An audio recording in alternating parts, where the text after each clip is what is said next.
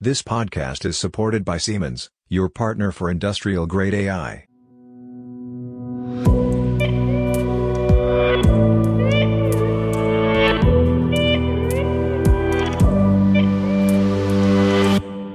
Hey, it's me, Robert. Traditionally, the year ends with music composed with the help of AI. Our artist, Dr. Tristan Behrens, will be performing at our event in Frankfurt on January 24th. Reserve your ticket now. Beckhoff, Festo, Siemens, Cthulhu, Züge, Fraunhofer IPA, and many more will be there. Details in the show notes. And now, a short interview with the artist and then music for the New Year's Eve. Hello everybody, welcome to a new episode of our Industrial AI podcast. Traditionally at the New Year's Eve we have some music with Dr. Tristan Behrens. Is it music composed with AI or by AI? It's with AI. So it's still me as a kind of spider in the center of the web. So I am the person, the entity who dictates the direction, who uses a huge collection of tools in order to express a mood, an emotion, or a story. And I use the AI the AIs as tools on my way. What did you compose for us? Well, electronic dance music, which I kind of like. It's nice. It always reminds me of me growing up in the 1990s when we had this Euro dance music, which was, most of the stuff was very inspiring and very happy. So what I did is I asked the AI to compose some music, harmony-wise, that fits that genre. And I used those tiny little bits and pieces composed by AI and turned them into entire songs. And also after that, I added voices with text generated by another AI. And I'm also using stable diffusion models to generate music videos.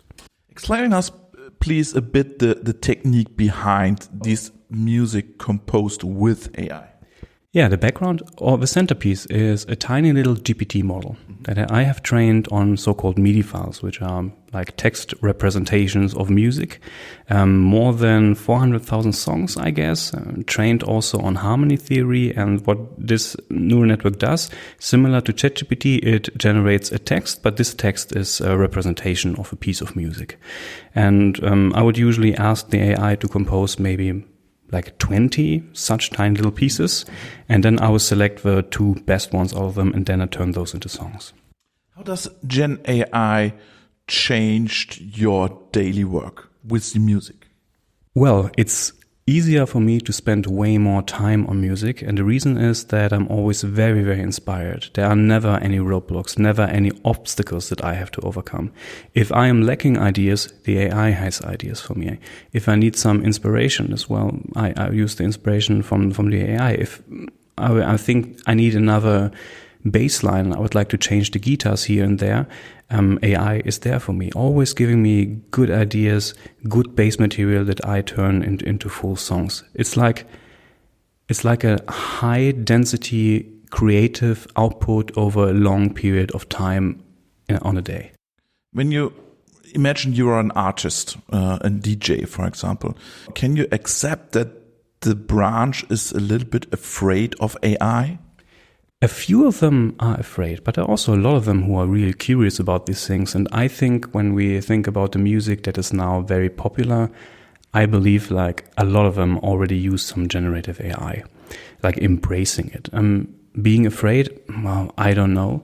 We have a huge history as a species of music production tools that it took a little while to embrace them. Remember when we had a gramophone, when we were able to play music at home, which was like shunned upon because, well, how could it be that you do not go to a concert anymore, that you don't play the piano at home? Then people got a gramophone, and then we thought about maybe we'd like to have a CD for higher quality, but no, CD is not good because CD doesn't have the warm feel that a vinyl has, and so on and so forth.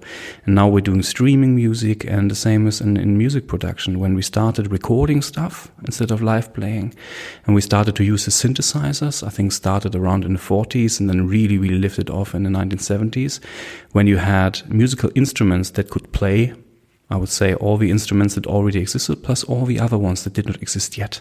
And now it's commodity. Now everyone can use their computer at home, install a couple of synthesizers or use the pre-installed ones and just go wild, which is amazing. And just to conclude this, AI is now the next level, which will allow a higher level of expression when it comes to harmony, when it comes to telling stories. And it's just amazing to use these tools today. So is it a tool or is it an artist? Both, because I'm still the person, or the other people are still the entities that steer the whole thing, that give it a direction.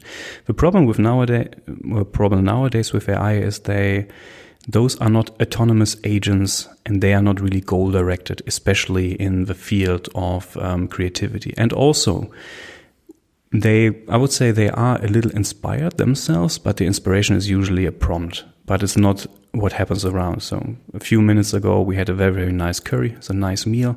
And maybe I would like to turn this into a song. And this is a degree of inspiration that the AI cannot have, because the AI is not situated in our 3D or 4-dimensional world. So it's not autonomous. It's not autonomous. Of course. Well, I did experiments in that direction where I would have infinitely generating AIs, would just generate music, and music will be good, will be harmonically sound, but to the best of my knowledge, it never told a real proper story. And when we look at what other people are doing, there are a couple of AIs. I think Nuno AI is a good example, which generates a verse and a chorus, so 1.5 minutes of material, not a full song yet, not an entire album yet. And every time you use it, it will be something completely different. Maybe we'll have like a high degree or a higher density of music called Muzak, which is music running in the background in an elevator when you go for shopping.